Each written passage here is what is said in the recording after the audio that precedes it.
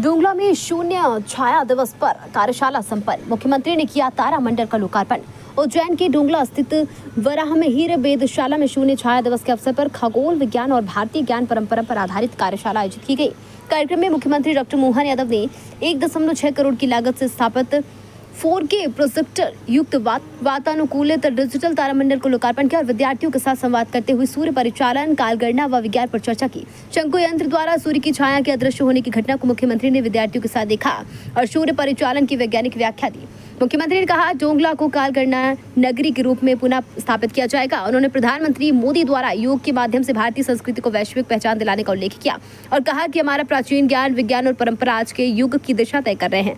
इस अवसर पर मध्य प्रदेश विज्ञान परिषद व भारत सरकार के शिक्षा मंत्रालय के बीच भारतीय ज्ञान परंपरा को लेकर MOU साइन हुआ। आगामी ड्रोन व रोबोटिक्स हैकाथॉन और अंतर्राष्ट्रीय कॉन्फ्रेंस के पोस्टर का भी विमोचन किया गया। दिन बड़ा है तो दिन की छाया की दृष्टि से ये अपने आकार कितना बड़ा दिखेगा। ये आज इतना दिन है और रात के समय हमारा दिन छोटा हो जाता है तो दिन भर। लेकिन एक खास बात है कि ये जो छाया सुबह सूर्योदय के समय आओगे तो 9 से सूर्योदय और कुछ दिन भर इस लाइन को नहीं।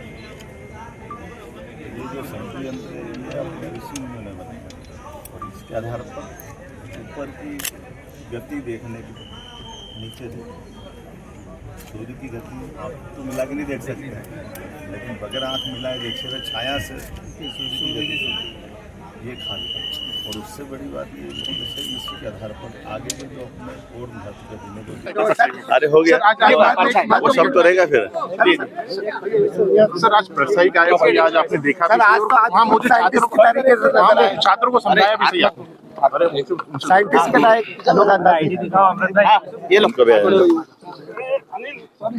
इनका आईडी तो नीचे कर लो। नीचे करो, आईडी नीचे कर लो। जैसे ये हमारे लिए सौभाग्य की बात है। प्राचीन ज्ञान विज्ञान का महत्व रेखांकित करते हुए माननीय प्रधानमंत्री जी विरासत से विकास की जब बात कर रहे हैं तो सरकार के माध्यम से वो सब ज्ञान विज्ञान जो प्राचीन काल से धरोहर के रूप में हमारे पास आज उसको आज की कसौटी पे अगर कसा जाए तो आज भी वो खरा उतरता है।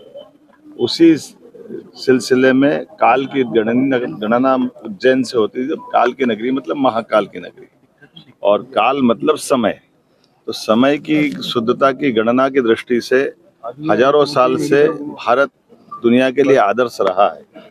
और ऐसे में भारत के अंदर सेंटर पॉइंट अगर पृथ्वी का देखा जाए तो ये आदिकाल से ऋषि मुनियों के आर्यभट्ट के पहले से उज्जैन उसका केंद्र माना जाता है। ऐसे में 21 जून और 22 दिसंबर जब आज कर्क संक्रांति है और कर्क संक्रांति से मकर संक्रांति तक के बीच के अंदर सूर्य की गति को ऊपर देखने के लिए नीचे पृथ्वी पे गोला बना करके शंकु यंत्र बना करके उसकी छाया से सूर्य देवता की गति देख करके आज सूर्यनारायण उत्तरायण से दक्षिणायन की ओर जाएंगे। अर्थात आज दिन सबसे बड़ा रहेगा और जब सबसे बड़ी रात रहेगी 22 दिसंबर, ये दोनों की लाइनों को अपनी आंखों से हम यहाँ बगैर किसी आधुनिक यंत्र के प्राचीन यंत्र से देख सकते हैं। और आधुनिक यंत्रों से भी मालूम पड़ता है कि सूर्य ने अपनी उत्तरायण या दक्षिणायन की गति को पकड़ा है। ऐसे में ये इस साइंस के इस खासकर समय सिद्धांत की दृष्टि से सूर्य सिद्धांत के आधार पर गणना करने वाले पंचांग को बनाने के लिए जब हमारे वर्ष का पहला दिन का आकलन करते हैं, ऐसे में वो पहले दिन के आकलन करने का सर्वाधिक शुद्ध समय की गणना का जो शास्त्र है उस दृष्टि से भी आधुनिक दृष्टि से भी मैं मान के चलता हूँ कि इसमें कई एशिया के देश भी भारत के इस विचार के साथ है, विद्वानों के साथ है कि ग्रीनविच से जो स्टैंडर्ड टाइम तय करते वो गलत है। रात की 12 बजे दुनिया में कहीं समय तय नहीं होता है। सूर्यास्त और सूर्योदय की गति यही हमारे लिए सदैव आदर्श रही है। उस नाते से इस स्थान की महत्ता बनाने के लिए science technology department, IIT Indore, physics department के सभी कई प्रकार की यूनिवर्सिटी कई ने MOU करके यहाँ ये रिसर्च के इस केंद्र को बढ़ाते हुए भविष्य में इसको स्टैंडर्ड टाइम के लिए आदर्श केंद्र बने, इस दिशा में हम काम कर रहे हैं। आज अंतर्राष्ट्रीय योग दिवस भी है और संयोग इतना अच्छा है कि अंतर्राष्ट्रीय योग दिवस से योग से हम अपनी दुनिया को योग की इस प्राचीन धरोहर से परिचित करा रहे हैं। इसी प्रकार से प्राचीन ऋषि मुनियों ने ब्रह्मांड के साथ खगोलीय गणना के लिए समय गणना का ये जो केंद्र हजारों साल पहले खोजा गया था, उसको पुनर्स्थापना का भी प्रयास चल रहा है। मेरी अपनी ओर से बधाई।